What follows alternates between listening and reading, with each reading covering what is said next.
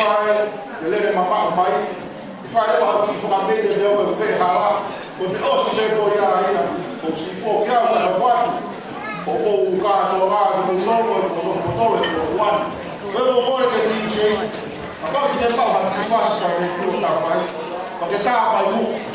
que faz a que tá o lugar que leva para Malo punya principal lama dia performa família fai kahiri ai família koni kau area o que não vai ter tua o pé do que ai não vai dar mal então ele vai malo